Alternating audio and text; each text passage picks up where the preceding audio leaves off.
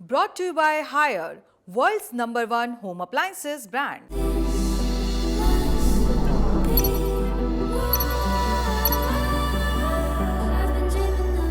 Chief justice of India B R. Gavai को एक सुनवाई के दौरान डॉक्टर बी.आर. अम्बेडकर याद आए थे। कौन सा मामला था वो? आर्टिकल 370 का। सीजीआई ने ये बात 28 जून को नागपुर में संविधान प्रस्तावना पार्क के उद्घाटन के मौके पर बताई। इस कार्यक्रम में सीजीआई ने डॉक्टर अम्बेडकर की प्रतिमा का अनावरण भी किया। दरअसल सीजीआई गवई सुप्रीम कोर्ट की उन 5 जजों की पीठ का हिस्सा थे जिन्होंने दिसंबर 2023 में आर्टिकल 370 को निरस्त करने के केंद्र के फैसले को बरकरार रखा था। इस पीठ की अगुवाई तत्कालीन सीजीआई डी.वाई. चंद्रचूड़ कर रहे थे। इस मामले की सुनवाई पर बात करते हुए मौजूदा सीजीआई बी.आर. गवई ने बताया है कि सुप्रीम कोर्ट ने आर्टिकल 370 को हटाने के फैसले को बरकरार रखा ताकि देश केवल एक संविधान से चले। उन्होंने कहा कि डॉक्टर बी.आर. अम्बेडकर भी यही चाहते थे। आगे उन्होंने ये बताया कि जब संसद ने आर्टिकल 370 को निरस्त किया और इसके खिलाफ चुनौती हमारे सामने आई, तब सुनवाई के दौरान मैंने डॉक्टर अम्बेडकर के भाषण का हवाला दिया था।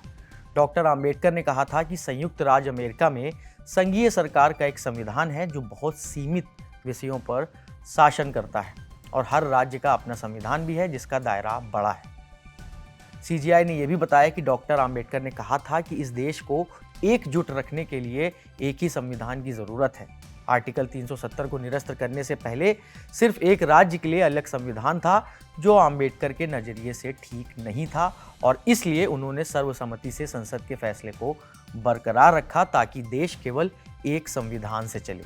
सीजीआई ने आगे कहा, अपने संविधान की 75 साल की यात्रा को देखते हुए हम पड़ोसी देशों की स्थिति को देख रहे हैं, चाहे वो पाकिस्तान हो, बांग्लादेश हो, नेपाल हो या श्रीलंका। जब भी हमारा देश चुनौतियों या संकट का सामना करता है तो ये मजबूती के साथ खड़ा रहता है और एकजुट रहता है। इस कार्यक्रम में सीजीआई बी.आर. गवई के अलावा केंद्रीय परिवहन मंत्री नितिन गडकरी, महाराष्ट्र के सीएम देवेंद्र फडणवीस भी पहुंचे थे। केंद्रीय मंत्री नितिन गडकरी ने कार्यक्रम को संबोधित करते हुए कहा था कि संविधान प्रस्तावना पार्क संविधान के मूल्यों का प्रसार करेगा। नागपुर में कार्यक्रम के दौरान एक पल ऐसा भी आया जब सीजीआई भावुक हो गए। कार्यक्रम के दौरान उन्होंने कहा, मेरे पिता भी यही कहते थे कि मैं एक दिन सुप्रीम कोर्ट का चीफ जस्टिस बनूंगा, लेकिन ये देखने के लिए वो जीवित नहीं रहे। 2014 में उनका निधन हो गया। उनकी अनुपस्थिति महसूस होती है। मुझे खुशी है कि इस क्षण को देखने के लिए मेरी माँ यहाँ मौजूद है। इस खबर में इतना ही। आप इस मामले पर क्या सोचते हैं? अपनी राय आप हमें कमेंट बॉक्स में शेयर कर सकते हैं।